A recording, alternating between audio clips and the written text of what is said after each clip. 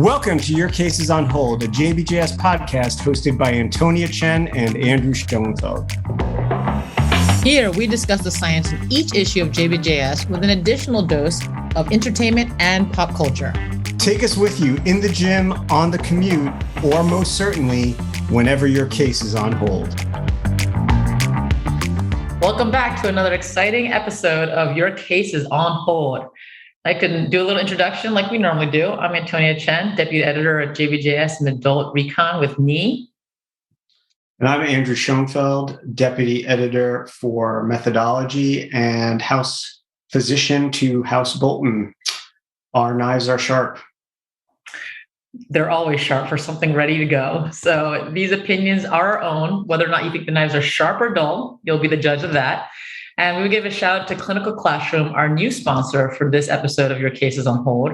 We're actually seeking orthopedic surgeons with at least 5 years of experience following residency or fellowship to join the Clinical Classroom team to develop questions and learning resources.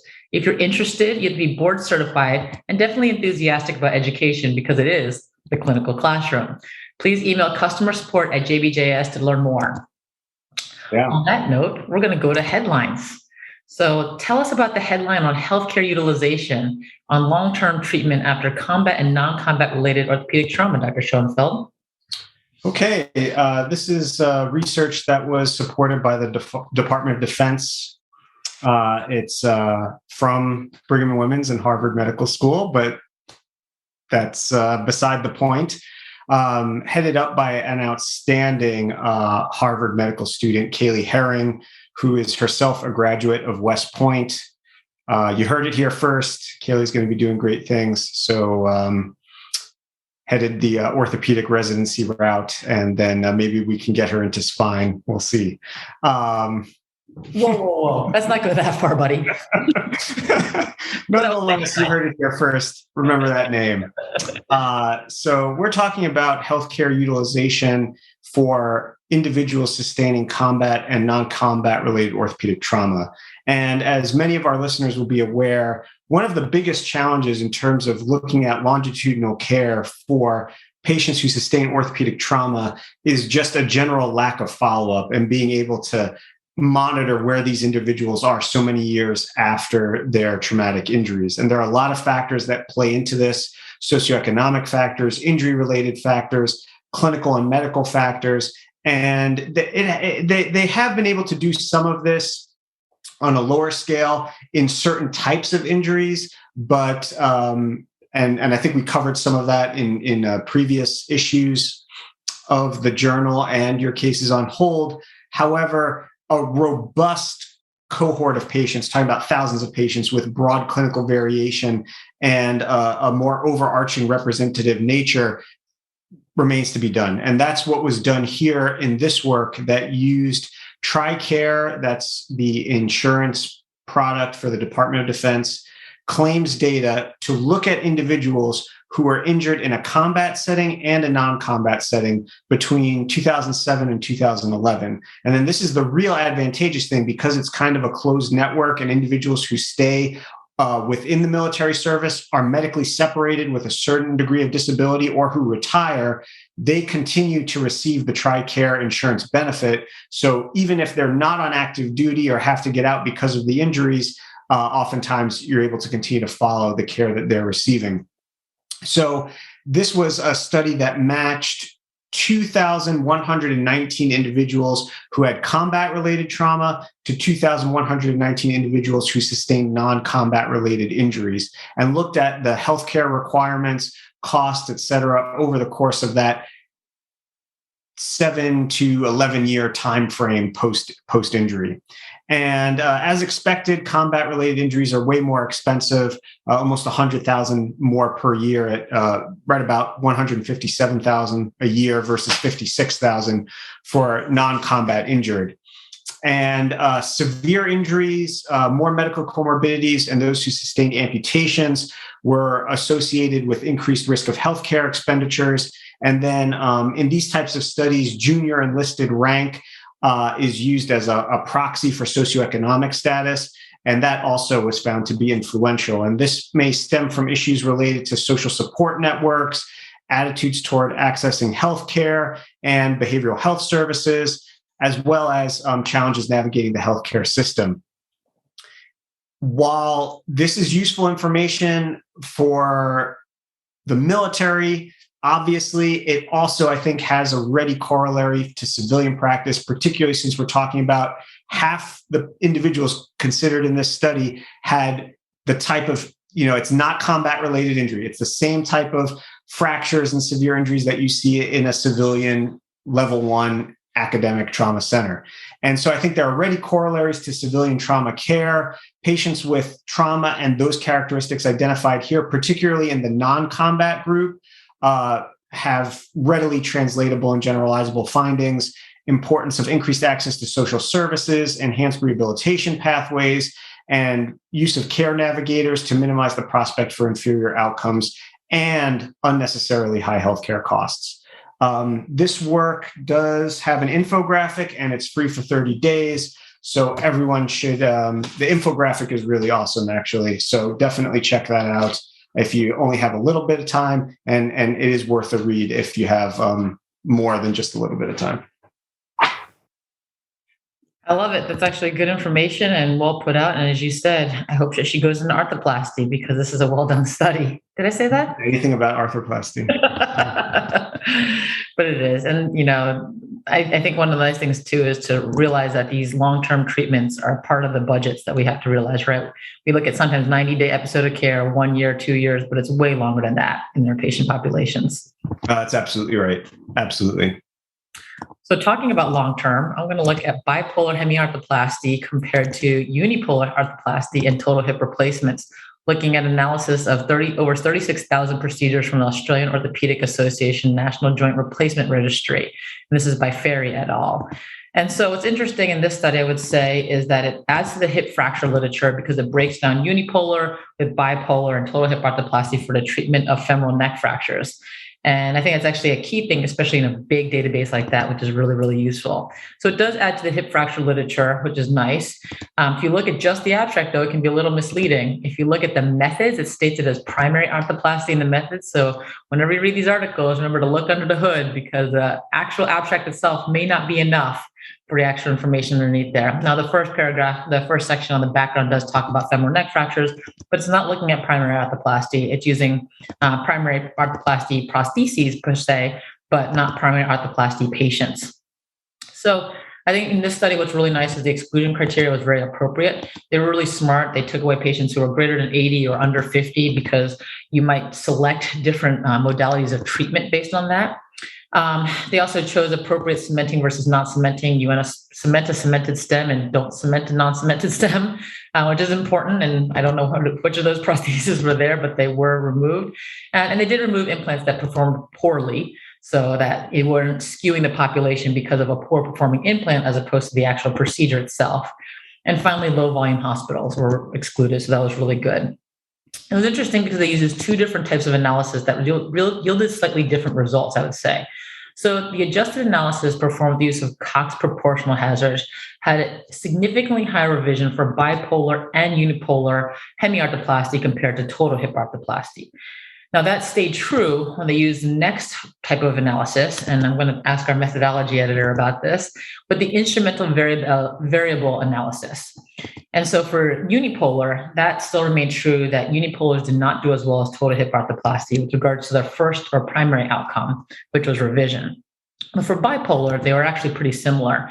And this instrumental variable analysis is used in the present analysis based on institutional preference. For example, if you have an institution that highly prefers using total hip as a treatment for femoral neck fractures, then it would take that into account. Or if an institution truly highly preferred unipolar for whatever reason, either because of training or because of cost versus bipolar. And those took those into account when it came to instituting this. And again, if an institution was more familiar with the approach, then the analysis demonstrated that bipolar and total hip replacement actually had similar outcomes in the secondary analysis. And it does allow for adjustment of unmeasured confounding variables with the use of time to event data. So that's the idea here of this instrumental variable analysis.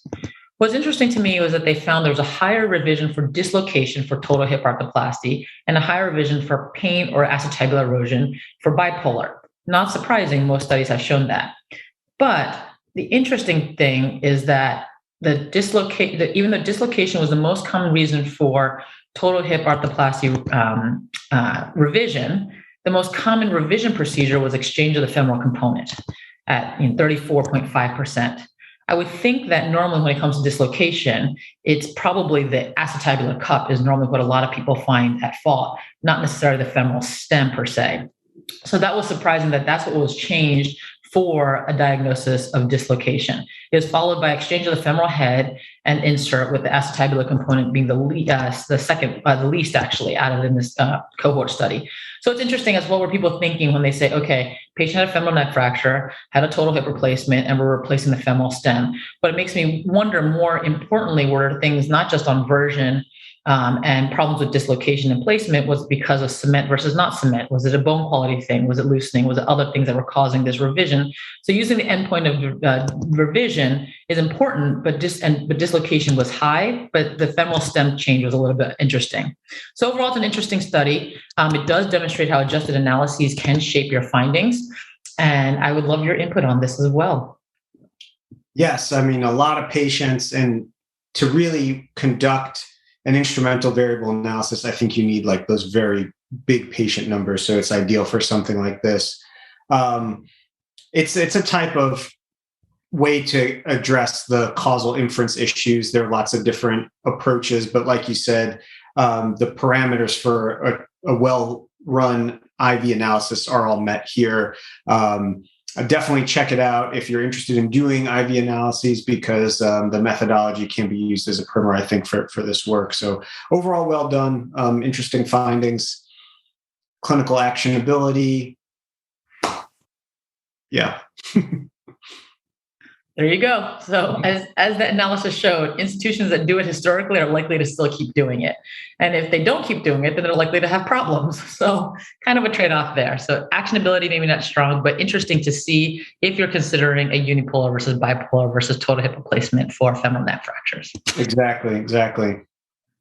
Looking for your cases on hold. The one on antibiotic prophylaxis with cefazolin is associated with lower shoulder periprosthetic joint infection rates than non-cefazolin alternatives by Marguerite et al. There's also a commentary on this as well. What are your thoughts on this? This is Dr. Evil calling, and I didn't spend 4 years in anesthesia residency at the Evil Medical School so that your case could go on time. Dr. Chen, your case will be on hold until you pay me $1 million or come up with sharks with laser beams. Sharks with freaking laser beams is what is on hold. and Mini-Me could be his like CRNA. That would be paid very well nowadays, especially if they travel. So this study came out of the Mayo Clinic, and it's a study conducted over the last 20 years looking at cefazolin versus non-cefazolin alternatives. They found basically that cefazolin, which is the standard, if you're using that, you have a lower rate of PGI compared with the non-cefazolin alternatives. That's the crux of the matter here. But there are some issues. So the first thing is that obviously in orthopedics, the heart exists to pump Ancef to the body, right? So like we're going to use cefazolin as a prophylactic antibiotic at any time, like given our druthers. So when you can't use it, well, why can't you use it? There's an issue. And I'm really wondering here whether the antibiotic agent is really a proxy for risk. And you can see that very readily in the table 5, where MRSA colonization, which would be an indication not to use cefazolin, is also its own independent risk factor, even when you're accounting for the antibiotics administered, with a pretty high hazard ratio. The factors that they're considering, I'm not sure that they have a full, robust assessment that they can control for other confounders in this area. So it isn't necessarily just, if given the chance, first off, you'd use ANSEF anyway. And if you can't, and you have to go to one of these others, well, those patients, it's not the impact of the medication. It may just be the impact of the reason why you have to go to these other medications. They're just at a higher baseline risk for the infection. The other point is that there are only 101 infection cases over 20 years. So it's a relatively small number of cases that you're using to sort of build this. Is this representative? Secular trends is always a major issue in studies like this, because the science of orthopedic surgery was evolving over those 20 years. The science of anesthesia was evolving over those 20 years. And it's like in The Exorcist, where they're in the house and they keep flashing up like the pictures of the demon. It's secular trends are just in the milieu. It's just contaminating the study environment. It's an excellent day for an exorcism. Excellent. You can't get rid of the secular trends, though. There's no way to exorcise them. And so this also could be creating some substantive confounders and impacting the clinically actionable information from this and the generalizability of the study findings. Interesting work. It's done from the Mayo Clinic, like we discussed. You're not going to get 20 years of 7,713 shoulder arthroplasties in many other places to be able to really, make these kinds of large-scale determinations, but you have to take it with the issues that are baked in as well. Proverbial grain of salt. That's what you have there, right? But it's interesting, there's a very similar study done by the Mayo Group, also by Wiles et al. In 2019, that got a John Charnley Award, looking at the exact same question, saying, if you don't use cefazolin or cefazolin, potato or potato, tomato, tomato, is there a difference? And this is actually published in BJJ in 2019. And it showed that in a population of over 29,000 patients, so a lot more arthroplasties there, and then more infections, they had a higher infection risk if they were not getting cefazolin. Now, the catch, as you're saying, is why were they not receiving it? One of the things they asked, which I think is a fair one, which is interesting, is saying, should we test patients prior to surgery for allergy or not? And if that's the case, then potentially you can get rid of a tag for cefazolin or allergy, and you can actually administer it if it is truly better or not, which obviously this is not giving us the definitive answer. What was interesting is I think it would be nice if they actually separated elective from trauma cases, because we saw trauma cases were actually a risk for infection. So it'd be nice to actually separate it out. But the problem is then their infection rate would go even lower, which would be less to drive from. So that's a hard part. They also, talked about saying they would give other alternative medications based on a medical history suggestive of the potential need for additional microbial coverage. That's pretty general. Not quite sure what that means. That can mean healthcare workers or a history of MRSA or things like that, where you would want to maybe give vancomycin, but not quite sure why. They did 2-year follow-up, which I thought was good, but you don't need it necessarily for infection. I think 1-year follow-up is appropriate. One of the things I found interesting is they found that non-antibiotic impregnated cement increase the risk of infection. And what I want to caution us is don't do a take-home message of putting antibiotic cement in everyone to reduce the risk of infection, because it's just a finding that comes with this, but just be careful with that. But that is one of the findings that they did have in the study. You just don't get it, do you, Scott? Your case is on hold. On hold, sharks with laser beams coming your way. All right, ready for a toss-up? Toss-up time. Toss-up. Outcomes and survivorship at a medium of 8.9 years, not 8 years, not 9 years, but 8.9 years, following hip arthroscopy in adolescents with femoral acetabular impingement, a matched comparative study with adults. This is by Fukase et al., and it is free for 30 days, so no excuse not to read it. Tell me what you think. Very precise measurements from the Stedman-Philippon Research Institute in Vail, Colorado. They matched 157 of their eligible adolescent patients, so 80% of the overall cohort, to adults, looking at hip arthroscopy outcomes in the growing adolescents, a physeal sparing approach for femoral acetabular impingement. They found essentially that the clinical outcomes were superior compared to those in the matched adult group.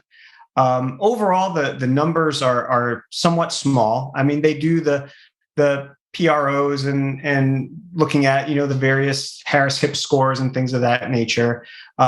Revision procedures were very low, 9% in the adolescent group and 11% in the adult group. So all that is good, but it's restricted numbers overall. And I just wonder if the comparison to the adults is legitimate. This, it kind of falls back on my Donnie Brasco paradigm, which is like, it's a beautiful thing, but it's not my thing. If you telling an adolescent, well, we're going to do the surgery for you and you're going to do much better than if you were an adult, or if it's an adult and you're like, well, if you were only younger and not yet fully grown, you do awesome. Like neither of those conversations help the person that you're actually talking to. So it's a beautiful thing, but it's not my thing. Undercover Donnie Brasco. I left my East Coast girl, the Bentley, the Pearl, the West Coast shorty, pushed the Chrome 740. At the end of the day, it's the concluding statement is FAI and hip arthroscopy for FAI in growing adolescents with a fascial sparing approach is safe and effective. I want to see the research study that says this is unsafe and not effective. You don't ever see unpublished medicine. Unsafe. This is unsafe, marked unsafe, and not effective. So it's safe and effective. It yields superior clinical outcomes than to adults. I think, obviously, if you want to use this approach in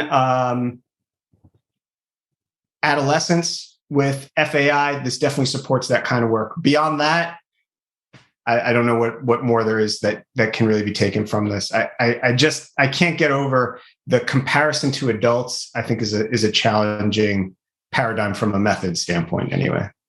That's the first thing on my list of things. It's really hard to do. It's not an ideal population. One, it's a little bit skewed. If your patient, even though the ages were 20 to 40 for adults, so they didn't go above 40, which is good, you're less likely to convert to a total hip replacement if you're a younger population. If you're in the 20 to 40 range, you might do so. You might just tell adolescents, just hold out. So an endpoint of conversion may not be as valid in that database, at the data point, because you're like, just wait it out. So that's one thing. They did matching on BMI and year of surgery, which, they can't obviously match on age because the purpose is they're two different age cohorts.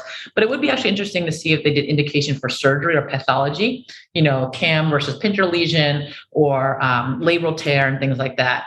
That would be kind of good to see. And what was interesting, I was surprised to see that the surgical procedure between groups were actually similar. I would think that more adults would be debrided as opposed to repaired for the labrum. But again, this is the Philippon Institute. They do a lot of these, so potentially they skew towards more repair, which would be fine for the adolescents as well as the young adult population. And I'm going to keep young adult for 20 to 40 and above. So we'll keep the age in that time frame. But as it says, this is a good option for adolescent patients. There's long follow-up, and we're going to publish stuff that says this is good for you, because if it's not good for you, we may not want to talk about it as much, although we will talk about it in a little bit. If it was unsafe, you wouldn't want to talk about it too much. I don't even want to do it anymore, actually. So, talking about unsafe, we can actually switch to our next topic, which is immediate to long-term outcomes and causes of aseptic failure of an at-risk femoral stem by Gazandem and et al. So I'll take the first stab at this one because this is in my wheelhouse of arthroplasty. So talking about implants or maybe procedures that may not do as well. So total hip replacements we know do really, really well. In general, most stems have done really well over time. This is specifically looking at the Accolade TMZF stem. And it was a stem that was available mostly in the 2000s area. And basically it showed that over time, there was a lot of reports of these stems coming in with melted trunnions. So if you looked at them, they would come in and they would their beak would have disappeared essentially. And it's basically severe trunnionitis to the point that they dislocated, but not because the ball came out of the socket, because the trunnion came out of the ball. So it was really, really bad. There was a bunch of reporting. You say melted? It looked like it was melted. It would basically look like they call it beaked appearance actually. Like the femoral neck would just go this tiny little like a pecker of a beak. And they would exposed to liquid hot magma. And we put a laser beam on it, it would be magical. So they had these things that would come in, and like the hip would be black. I mean, it would just be a black mess, unfortunately, inside there. So it was a concern that people had with the stem. So these researchers in Canada basically said, okay, let's look at all of ours nationwide and see how this stem did. And Canada is the right database for it, or a database as for it, because it's one national system. You follow patients for a long period of time, and that's beneficial. So it's a single payer system. The pause I put on this study is that it's only looking at one implant, right? And the other thing I would also put in this too is that's the point of our registries. Our registries are to be able to look at the long-term outcomes, mid to long-term outcomes of these implants. And I would argue that all the different registries have this data, right? The Australian, the New Zealand, the English registry, all of them have this data on these implants. The Wakanda registry. The Wakanda registry is probably Wakanda total joint registry. But because their metals are way more precious than ours, and there is no beaking when it comes to that, it withstands everything. Adamantium total joint implants are really where it's at. There's no nickel in it, so we're fine. I want to start putting those. I want one of those if I need the joint replacement, especially if it makes me regenerate really easily. Mm-hmm. So a little Wolverine action goes a long way. So that's one of those big things here too, is that, there's a lot of follow-up. What's interesting is they used 76.2% metal heads, but still had a low rate of trunniinosis. And that's a big thing when it comes to trunniinosis. People say it's metal heads instead of ceramic heads. That's why most of us have switched to ceramic heads worldwide. So maybe the metal heads alone is not the reason for it. So basically, they say be careful of small femoral stem size. If you have a higher head offset and use a skirted head, then you're likely to have more problems. But in general, their survivorship was quite good. Just surprising to see its whole study for just one stem. Yes, and it's a high volume center, so not necessarily translatable or generalizable to every place. Trunniinosis as the cause for revision surgery was rare is like one of their main conclusions.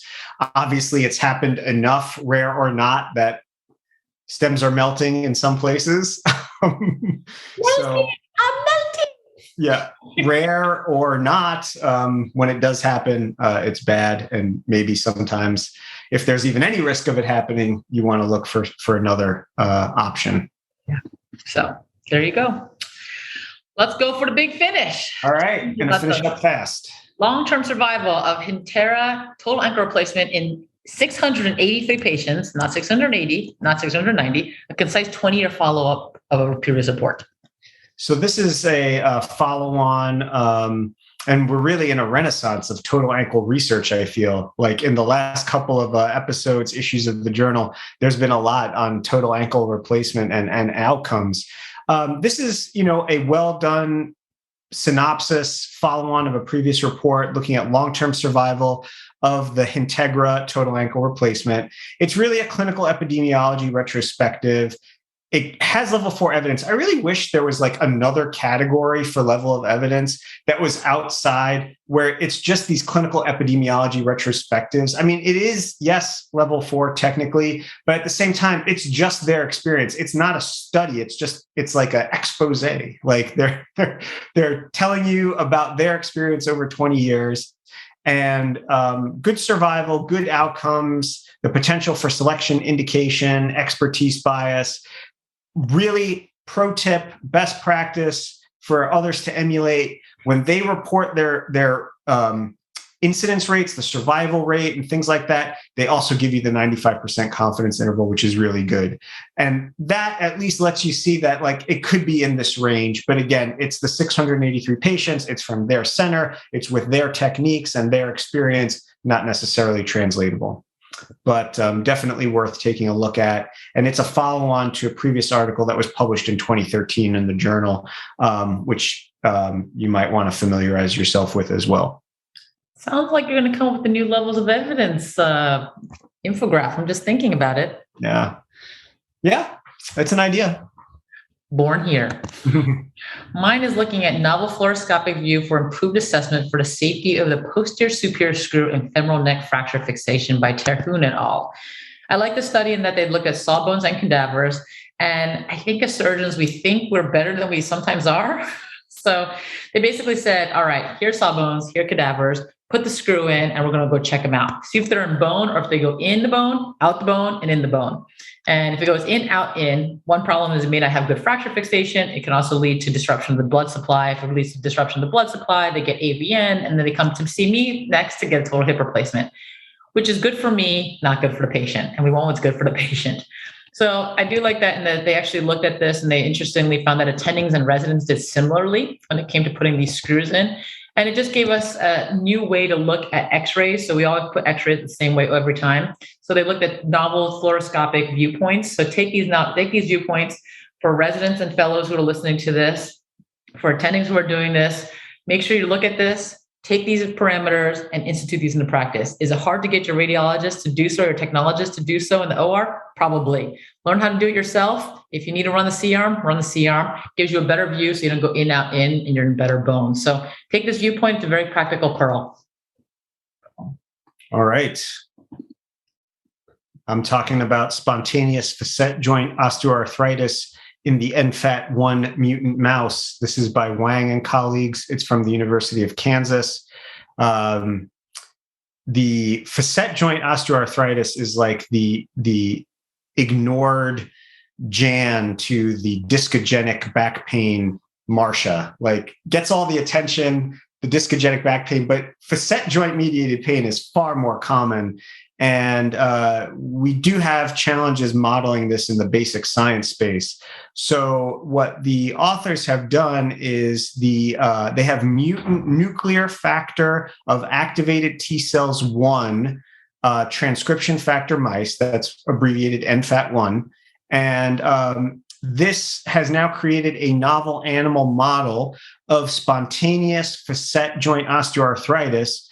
Here's the kicker: age dependent and slowly progressive with time. So really mimics kind of the experience in humans, as opposed to like sudden onset or something that's very destructive that you can work with in the lab, but maybe not exactly have a one-to-one corollary with human facet joint osteoarthritis. So their hope is that this will provide some new insights into the pathogenesis and therapeutic strategies for facet joint osteoarthritis, which is an under-recognized, not unrecognized, but under-recognized problem.